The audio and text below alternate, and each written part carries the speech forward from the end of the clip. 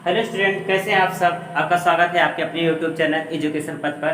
तो आज हम डिस्कस करने चल रहे हैं हेट्रोट्रॉफिक बैक्टीरिया के बारे में। किसके बारे में? हेट्रोट्रॉफिक बैक्टीरिया के बारे में। जो हेट्रोट्रॉफिक बैक्टीरिया होता है मोस्ट एबंडेंट, सबसे ज्यादा हर जगह पाया जाने वाला मोस्ट एबंडेंट इन नेचर होता है। कैसा होता है? हेट्रोट्रॉफिक बैक्टीरिया जो होता है मोस्ट एबंडेंट इन नेचर होता है। एबंडेंट इन नेचर होता है और मेजॉरिटी में ज्यादा से ज्यादा ये होते हैं डिकम्पोजर। कैसे होते हैं? Majority of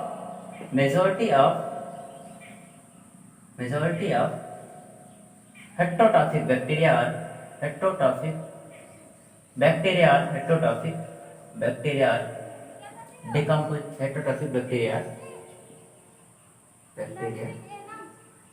are decomposer.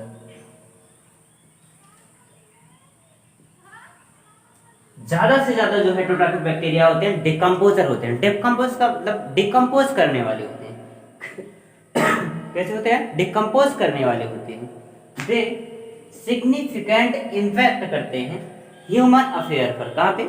हमारी बॉडी पे। ठीक है, ज्यादा से ज्यादा प्लांट पर और एनिमल्स को बहुत ज्यादा इफेक्टिव करते हैं। कौन? Heterotrophic bacteria. ठीक है, significant impact on human affair।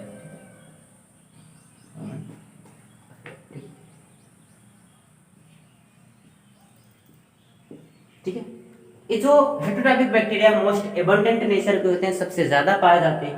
Heterotrophic bacteria decomposer होते हैं। कैसे होते हैं? ज्यादा से ज्यादा डिकम्पोजर होते हैं और ह्यूमन अफेयर मतलब सबसे ज्यादा हमारी बॉडी को, ह्यूमन के लिए इफेक्टिव होते हैं। कौन? Heterotrophic bacteria. कौन? Heterotrophic bacteria. तो इनका यूज करते हैं हम। ठीक है, एंटीबायोटिक में, इसमें एंटीबायोटिक बनाने में। ठीक है, कर्ड से नहीं, मिल्क से कर्ड बनाने में। किसमें? मिल्क से कर्ड बनाने में, मिल्क से कर्ड बनाने में जितनी भी एंटीबायोटिक्स बनती है और मिल्क से जो कर्ड बनता है, दूध से दही का बनना। ठीक है, दूध से दही का बनना। और कुछ बैक्टीरिया जैसे रूट ऑफ लेग्यूमिनस प्लांट में। ठीक है, root of leguminous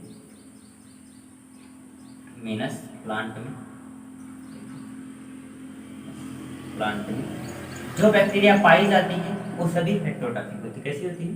heterotrophic bacteria होती है। हेट्रोट्रॉफिक बैक्टीरिया का यूज करते हैं हम लोग एंटीबायोटिक बनाने में, मिल्क से कर्ड बनाने में। ठीक है, रूट ऑफ लेग्यूमिनस प्लांट में, जैसे दलहनी फसलों की जड़ों में जितनी भी बैक्टीरिया पाई जाती हैं, कैसे होते हैं? हेट्रोट्रॉफिक। कैसे होते हैं? हेट्रोट्रॉफिक होते हैं। मोस्ट एबंडेंट नेचर के होते हैं। मेजॉरिटी में ज्यादा से ज्यादा जो होते हैं डिकम्पोजर होते हैं। कैसे होते हैं? डिकम्पोजर होते हैं। सिग्निफिकेंट इम्पैक्ट डालते हैं ह्यूमन अफेयर पर, हमारी बॉडी पर। ठीक है, हमारी बॉडी पर। वैसे डिजीज तो प्लांट में भी करते हैं, एनिमल में करते हैं, लेकिन ज्यादा से ज्यादा जो होता है हमारी बॉडी पर, ह्यूमन बॉडी पर अफेक्ट डालते हैं। कौन? Heterotrophic bacteria. ठीक है, इनका यूज कहाँ पे करते हैं हम लोग? एंटीबायोटिक बनाने में करते हैं। किस में करते हैं? एंटीबायोटिक बनाने में करते हैं, मिल्क से कर्ड बनाने में करते हैं, क्या? दूध से दही बनाने में करते हैं। ठीक, रूट ऑफ लेग्यूमिनस प्लांट में, दलहनी फसलों की जड़ों में जितने भी बैक्टीरिया पाए जाते हैं वो कैसे होते हैं? ठीक है, हेट्रोट्रॉफिक बैक्टीरिया होते हैं। ठीक, तो चलिए, ठीक है, आगे हम इसको आप स्क्रीनशॉट ले लीजिए, इसके बाद हम आगे डिस्कस करने की कोशिश करते हैं।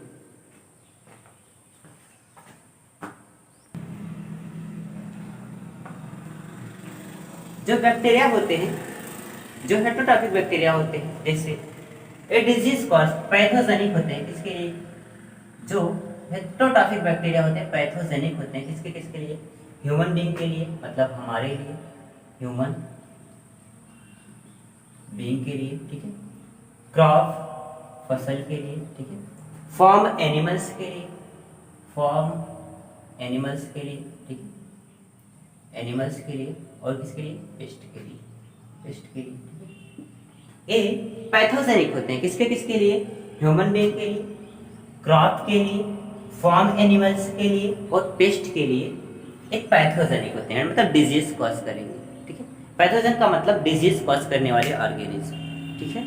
और जैसे हमारे अंदर कुछ बैक्टीरियल डिजीज होते हैं, जैसे क्या हो सकता है हमारे अंदर, जैसे ह्यूमन में बैक्टीरियल डिजीज क्या हो सकते हैं, टाइफाइड क्या होता है, टाइफाइड हो गया, टाइफाइड हो गया, कॉलेरा हो गया, ठीक, कॉलेरा हो गया, ठीक है, टेटानस हो गया, ठीक है, टेटानस हो गया, और सिट्रस कैंकर हो गया, क्या हो गया, सिट्रस कैंकर, ठीक है।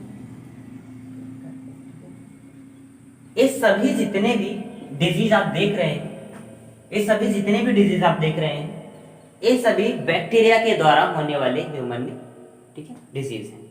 मतलब हमारे अंदर ये सभी बैक्टीरिया के द्वारा होने वाले डिजीज क्या हो सकता है, क्या है, टाइफाइड, टाइफाइड तो नाम सुना ही होगा, कॉलेरा, कॉलेरा विब्रियो कॉली बैक्टीरिया से होता है, किससे होता है, विब्रियो कॉली से लिख लीजिए।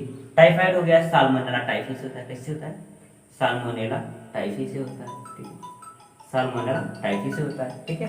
कॉलेरा विब्रियो कॉली से होता है, विब्रियो कॉली से होता है, ठीक है।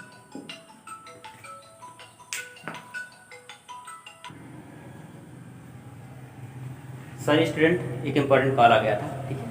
तो टाइफाइड किससे होता है, साल्मोनेला टाइफी से होता है, किससे होता है, साल्मोनेला टाइफी से होता है। और जो कॉलेरा होता है विब्रियो कॉली से होता है, कैसे होता है, विब्रियो कॉली से होता है। जो टेटानस होता है क्लास्ट्रीडियम टेटानी से होता है, किससे होता है, क्लास्ट्रीडियम टेटानी से होता है, कैसे होता है, क्लास्ट्रीडियम, क्लास्ट्रीडियम टेटानी से होता है, टेटानी से होता है, ठीक है, क्लास्ट्रीडियम टेटानी से होता है। और जो सिट्रस कैंकर होता है, सिट्रस कैंकर होता है ज़ैंथोमोनास सेप्टिस, किससे होता है, ज़ैंथोमोनास, ठीक है, सेप्टिस होता है, ठीक है, सेप्टिस होता है, ठीक है। ये सभी बैक्टीरिया के द्वारा होने वाले ह्यूमन में डिजीज है। मतलब क्या हो सकता है, क्या है, टाइफाइड है, कॉलेरा है, टेटानस है, सिट्रस कैंकर है। टाइफाइड किससे होता है, साल्मोनेला टाइफी से होता है, किससे होता है, साल्मोनेला टाइफी से होता है। कॉलेरा किससे होता है, विब्रियो कॉली से होता है, ठीक है। टेटानस किससे होता है, क्लास्ट्रीडियम टेटानी से होता है। और सिट्रस कैंकर किससे होता है, ज़ैंथोमोनास सेप्टिस से होता है, ठीक है। तो आप इसको स्क्रीनशॉट ले लीजिए, इसके बाद हम आगे चलते हैं, ठीक है।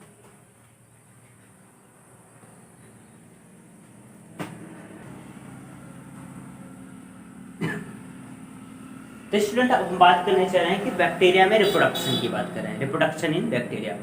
बैक्टीरिया में रिप्रोडक्शन कैसे होता है इसकी बात करने चल रहे हैं। Reproduction, reproduction in bacteria, reproduction in bacteria, ठीक है, बैक्टीरिया, ठीक है। बैक्टीरिया में रिप्रोडक्शन की बात करने चल रहे हैं। तो जो बैक्टीरिया होता है इनमें जो रिप्रोडक्शन होता है, बैक्टीरिया में रिप्रोडक्शन जो होता है मेनली फिजन के द्वारा होता है। किसके द्वारा होता है, फिजन के द्वारा होता है, ठीक है। Bacteria, bacteria reproduce, reproduce, reproduce, reproduce mainly by fission, mainly by fission, fission. कि मतलब अगर कोई पूछता है कि मेनली बैक्टीरिया में रिप्रोडक्शन कैसा होता है, तो किसके द्वारा होता है, फिजन के द्वारा। किसके द्वारा होता है, फिजन के द्वारा होता है। और अलग बात है अनफेवरेबल कंडीशन में, ठीक है, स्पोर बनाते हैं, ठीक है। अब देखिए जैसे ड्यूरिंग अनफेवरेबल कंडीशन में, ड्यूरिंग अनफेवरेबल कंडीशन में, अनफेवरेबल कंडीशन में, फेवरेबल कंडीशन में, कंडीशन में दे प्रोड्यूस स्पोर बनाते हैं। कैसे बनाते हैं, स्पोर बनाते हैं। क्या बनाते हैं, दे प्रोड्यूस स्पोर, स्पोर बनाते हैं, ठीक है, spore, they produce spore. Unfavourable condition में या क्या बनाते हैं, स्पोर बनाते हैं। क्या बनाते हैं, स्पोर बनाते हैं।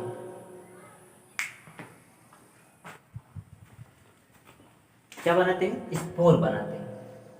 अनफेवरेबल कंडीशन में अगर कोई पूछता है कि बैक्टीरिया में रिप्रोडक्शन मेनली किसके द्वारा होता है, तो फिजन के द्वारा होता है। किसके द्वारा होता है, फिजन के द्वारा। अनफेवरेबल कंडीशन में या किसके द्वारा होता है, या क्या बनाते हैं, स्पोर प्रोड्यूस करते हैं, उसी के द्वारा रिप्रोडक्शन करेंगे। लेकिन फेवरेबल कंडीशन में, ठीक है, सेक्सुअल रिप्रोडक्शन जो होता है, इनमें जो सेक्सुअल रिप्रोडक्शन होता है primitive type of DNA transfer करते हैं। मतलब डीएनए ट्रांसफर करेंगे एक बैक्टीरिया से दूसरे बैक्टीरिया में।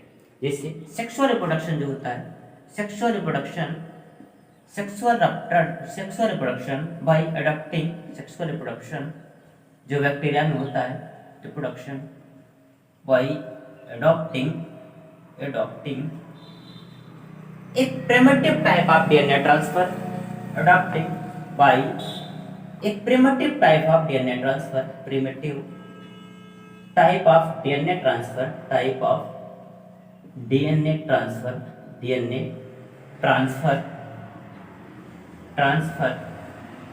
फ्रॉम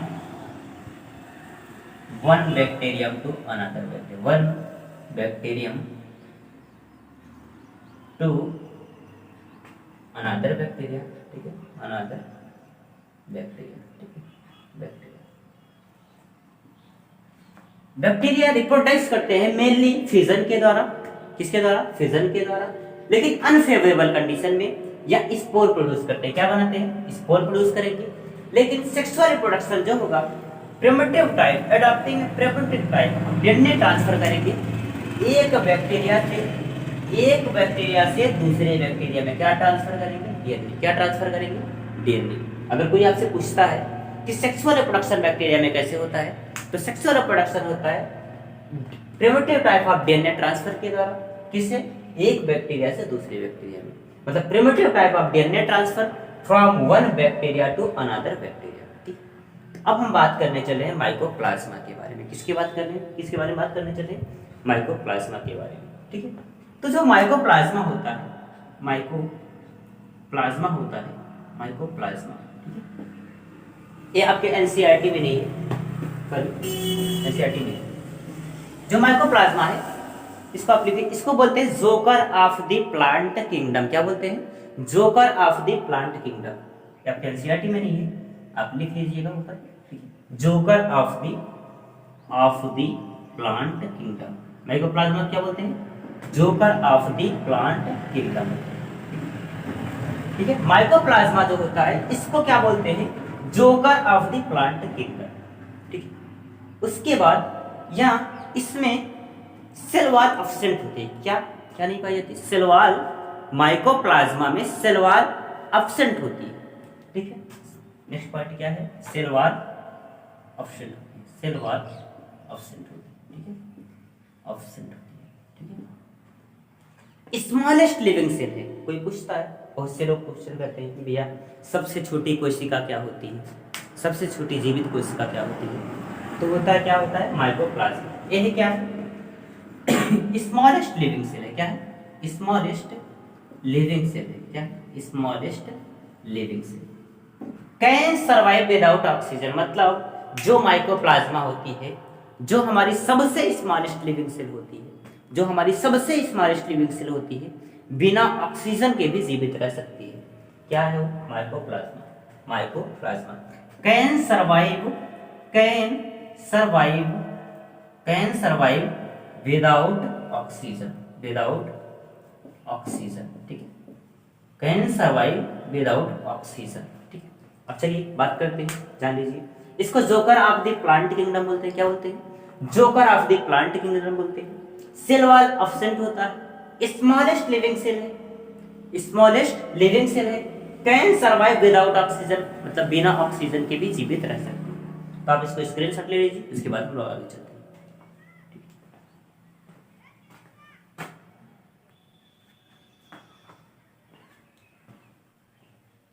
तो हमने माइकोप्लाज्मा के बारे में बात किया, माइकोप्लाज्मा जो होता है, ठीक है, इसके बारे में बात किया, माइकोप्लाज्मा के बारे में बात किया। तो क्या क्या जाना हमने माइकोप्लाज्मा के बारे में, माइकोप्लाज्मा के बारे में क्या क्या जाना। थोड़ा सा आज हमारा तबीयत सही नहीं है, ठीक है, इसलिए मुझे बार बार खांसी आ रही है, सारी स्टूडेंट्स के लिए। ठीक है, तो जो माइकोप्लाज्मा होता है, हमने इसको joker of the plant kingdom किस नाम से जानते हैं, joker of the plant kingdom के नाम से जानते हैं। ठीक है, ये इसमें स्मॉलेस्ट लिविंग सेल होता है। क्या होता है, स्मॉलेस्ट लिविंग सेल होता है। कैन सर्वाइव विदाउट ऑक्सीजन, मतलब बिना ऑक्सीजन के भी जीवित रह सकता है। कौन, माइकोप्लाज्मा बिना ऑक्सीजन के भी जीवित रह सकता है। Pathogenic to plants and animals both, मतलब प्लांट के लिए भी और एनिमल के लिए भी, दोनों के लिए पैथोजन का कार्य करता है, मतलब डिजीज कॉजिंग ऑर्गेनिज्म होता है। इसके लिए pathogenic to pathogenic to plant and animal body. मतलब प्लांट के लिए भी पैथोजन का कार्य करेगा और एनिमल के लिए भी पैथोजन का कार्य करेगा। कौन? माइकोप्लाज्मा। कौन? माइकोप्लाज्मा। ठीक है। और इसको पीपीएलओ आल्सो नोन एज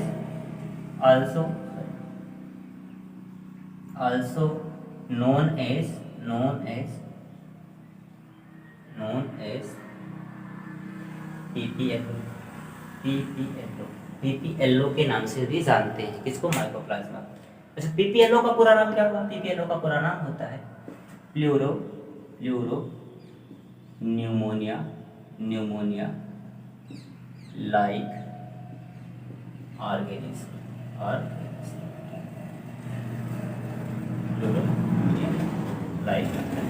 ये है पीपीएलओ का पूरा नाम। ठीक है। क्या क्या जाना हमने माइकोप्लाज्मा के बारे में? माइकोप्लाज्मा को joker of the plant kingdom बोलते हैं। Joker of the plant kingdom can survive without oxygen. बिना ऑक्सीजन के भी जीवित रह सकता है। सेल वॉल एब्सेंट होता है। क्या होता है? सेल वॉल एब्सेंट होता है।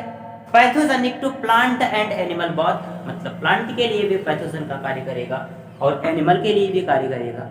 माइकोप्लाज्मा का दूसरा नाम होता है पीपीएलओ। क्या नाम होता है? पीपीएलओ। पीपीएलओ का पूरा नाम क्या होगा? Plural pneumonia like organism. क्या बोला? Pleuro pneumonia like organism. ठीक है।